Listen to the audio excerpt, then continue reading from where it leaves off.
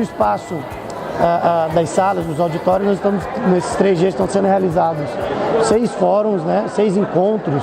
Aí nós vamos ter, por exemplo, o Fórum de Educação Empreendedora, dos arte educadores, dos professores de educação física, dos técnicos de assuntos educacionais, o Fórum de Extensão estudantil, trazendo temas afeitos à nossa realidade institucional.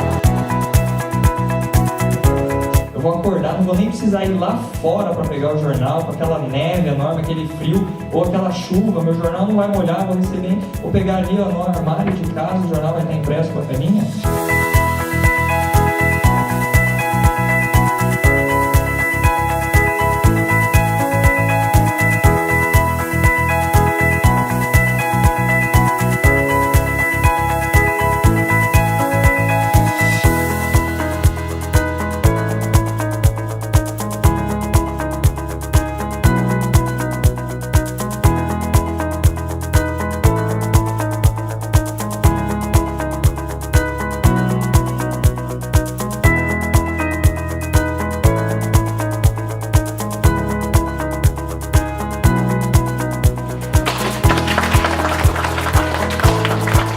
Como ainda as apresentações culturais da Mostra de Arte.